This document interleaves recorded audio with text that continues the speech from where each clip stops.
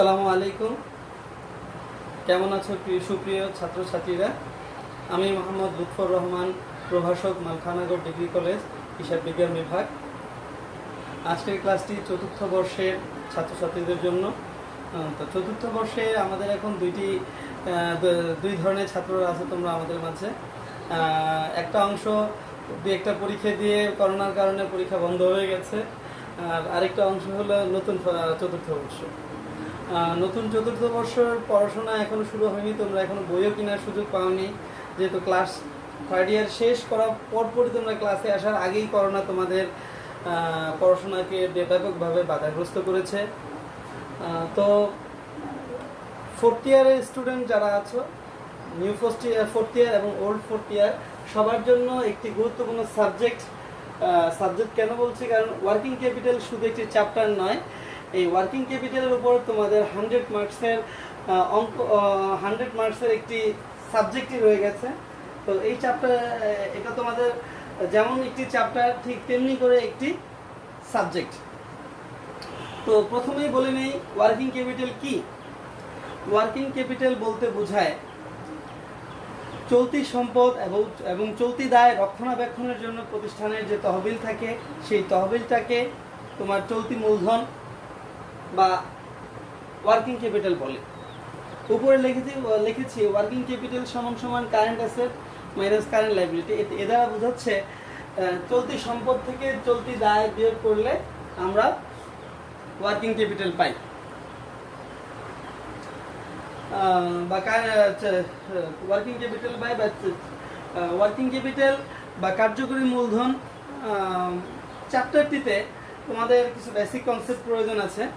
Working capital, working শব্দটাকে যদি আমি ক্লাসিফাই করি বা একটু ব্যাপকভাবে আলোচনা করি, তাহলে নিম্নের শব্দগুলো চলে আসে। ডাব্লিউ তে বোঝাচ্ছে worried concern for current asset, চলতি দায় বিবেচনা। দেখা যায় দায়সমূহ আমাদের অবশ্যই পাওনাদারকে অবশ্যই পরিশোধ করতে হবে, আর দায় পরিশোধ করার জন্য আমার প্রয়োজন নগদ টাকা। নগদ টাকা হাতে না থাকলে আমার অনেক গুরুত্বপূর্ণ পাওনাদাররা আমার হাতছাড়া হয়ে যাবে, যারা পরবর্তীতে আমার সাথে লেনদেন করতে চাইবে না।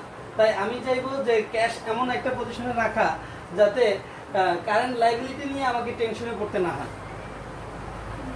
তারপর ও দিয়ে বোঝাচ্ছে অপারেটিং ক্যাশ ম্যানেজমেন্ট।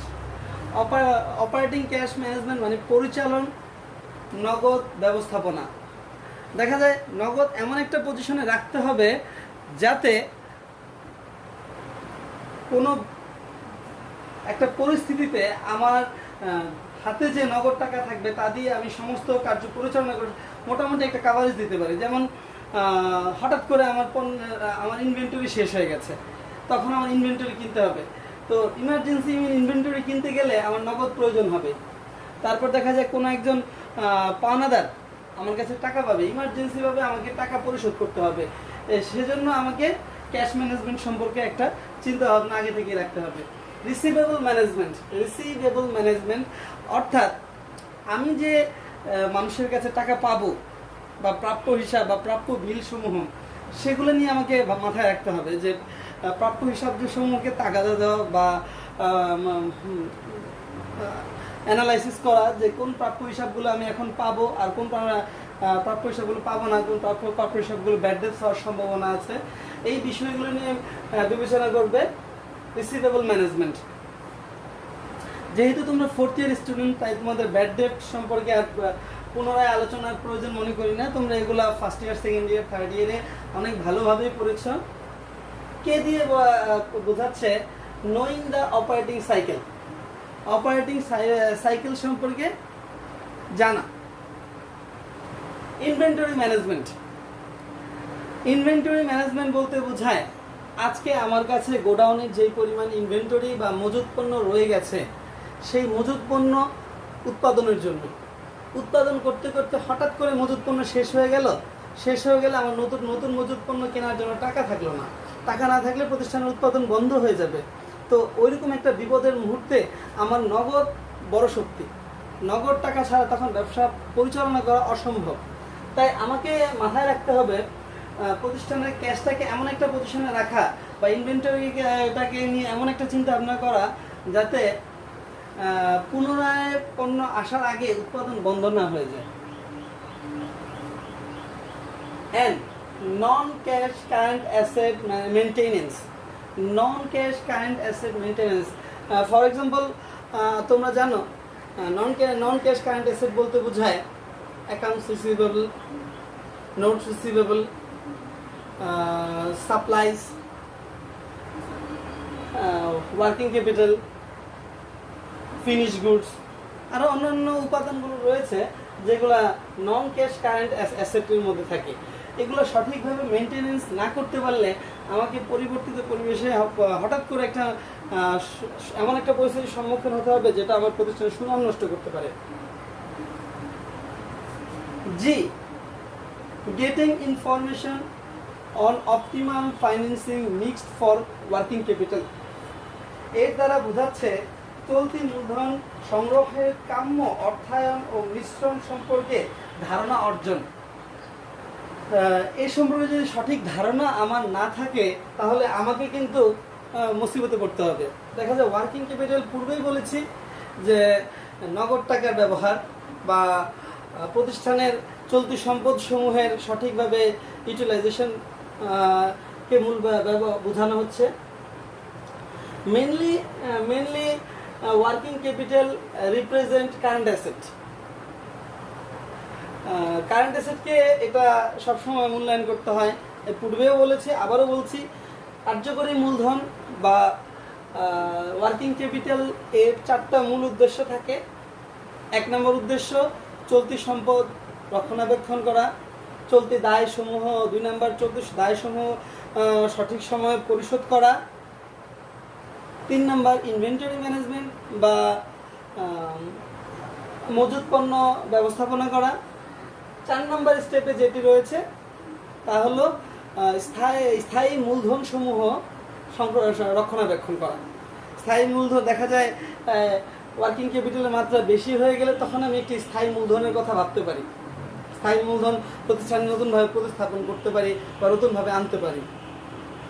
যাই হোক, এই ছিল ওয়ার্কিং ক্যাপিটাল সম্পর্কে আমার বেসিক ধারণা। তো তোমাদের বোঝার জন্য আমি এই বিষয়গুলো দিয়ে তোমাদের সাথে অ্যানালাইসিস বা আলোচনা করলাম। এখন আমি অঙ্কে যাওয়ার আগে আরও কিছু বিষয় তোমাদের ধারণা দেব।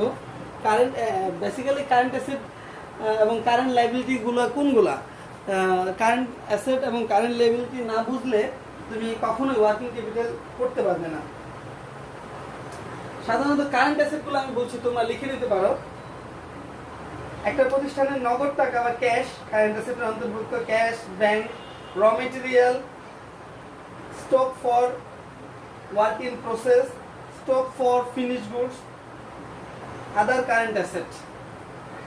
আদার কারেন্ট অ্যাসেট বলতে বলতে আরো অন্যান্য অনেক ধরনের কারেন্ট অ্যাসেট থাকতে পারে, সাপ্লাইজ বা বিভিন্ন ধরনের কারেন্ট অ্যাসেট থাকতে পারে।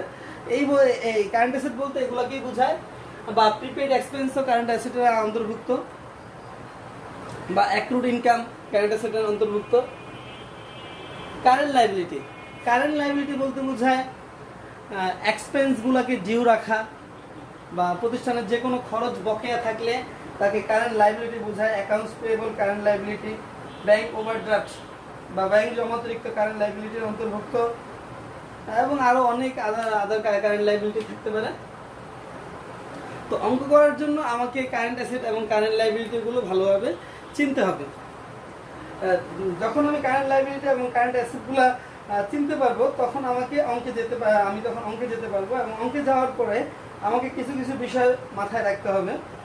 অ্যাকাউন্টস রিসিভেবল যখন আমি মূল্যায়ন করব তখন it should be valued at the valued at the cost of working capital. এটা ওয়ার্কিং ক্যাপিটাল তৈরি করার সময় এটা কস্ট প্রাইস হিসেবে ওয়ার্কিং ক্যাপিটালটা অ্যাকাউন্টস রিসিভেবলকে মূল্যায়ন করা ভালো। যদিও তোমাদের বইতে অনেক সময় সেলস প্রাইসেও অ্যাকাউন্টস রিসিভেবল ভ্যালুড করা হয়ে থাকে, মূল্যায়ন করা হয়ে থাকে। এতে কোনো সমস্যা নেই, তোমাদের যার বইতে যেটাই থাক সেটাই সঠিক। তবে অ্যাকাউন্টস রিসিভেবল যদি তুমি অঙ্কে টিচারকে ভালোভাবে অঙ্ক সম্পর্কে তোমার মতামত দিতে চাও তাহলে একটা নোট দিতে পারো যে accounts receivable taken as cost price or accounts receivable taken as sales price.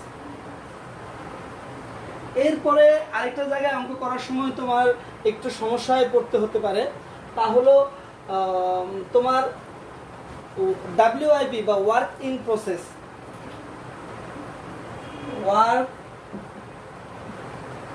আলাদা, ইন আলাদা, প্রসেস। ওয়ার্কিং প্রসেস যখন মূল্যায়ন করা হবে, ওয়ার্কিং প্রসেস মূল্যায়নের ক্ষেত্রে তোমাকে কয়েকটা বিষয় আগে থেকেই ভেবে নিতে হবে। ওয়ার্কিং টপিকে প্রসেসে যদি তোমার রেট দেওয়া না থাকে, ওয়ার্কিং প্রসেসের 3টা উপাদান থাকে: র মেটেরিয়াল,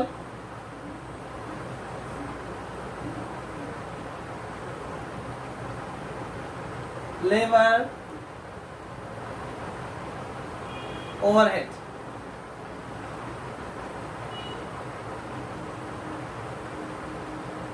এই যে 3টা উপাদান, র মেটেরিয়াল, লেবার, ওভারহেড, এটা দেখা যায় র মেটেরিয়াল ভ্যালু ছিল 100 টাকা, লেবারের ভ্যালু ছিল 100 টাকা,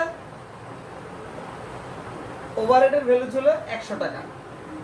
তো তোমার যদি অঙ্কে বলা না থাকে কোনটা কতটা কি অনুযায়ী ধরে নিতে হবে, বা রেট দেওয়া না থাকলে, মূল্য দেওয়া না থাকলে, যখন তুমি অঙ্কের সময় কাজ করবা তখন এটাকে 100% ধরে নিবা, এটাকে 50% ধরে নিবা, এটাকে 50% ধরে নিবা।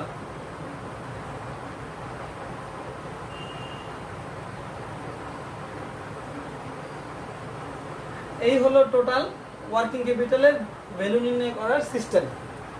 আর যদি ওয়ার্কিং ক্যাপিটাল ভ্যালু নির্ণয়ের ক্ষেত্রে কোনো কিছু দেওয়া থাকে, অঙ্কে দেওয়া থাকে যে র মেটেরিয়াল হবে 60%, ওভারহেড হবে 50%, ডাইরেক্ট লেবার হবে 50%, তখন অঙ্কে যেটা দেওয়া থাকবে তুমি সেইভাবেই করবা। দেওয়া না থাকলে তুমি ধরে নিবা র মেটেরিয়াল 100%, লেবার 50%, ওভারহেড 50%। তো এই ছিল তোমার অঙ্ক করার জন্য কিছু বেসিক কনসেপ্ট। নেক্সট ক্লাসে তোমাদের মাঝে অঙ্ক নিয়ে আমি আসবো এবং একটি অঙ্ক দিয়ে তোমাদের বোঝানোর চেষ্টা করব। আশা করি আজকের ক্লাসটুকু তোমরা বুঝতে পেরেছ। তোমাদেরকে আবারও ধন্যবাদ অনলাইন ক্লাস দেখার জন্য। নিয়মিত অনলাইন ক্লাস যা দেখবে এবং তোমার মতামত জানাবে। যে কোনো সমস্যা টিচারদের ফোন করবে। আমরা মালখানগর কলেজের শিক্ষকরা তো সবসময় ছাত্রছাত্রীদের পক্ষে আছি। ছাত্রছাত্রীদের ভালো মেধার মূল্যায়নের জন্য, ভালো ফলাফলের জন্য আমরা সবসময় কাজ করছি এবং কাজ করে যাব। সেই আশা রেখে আজকের মতো ভালো থেকো। আল্লাহ হাফেজ। আসসালামু আলাইকুম।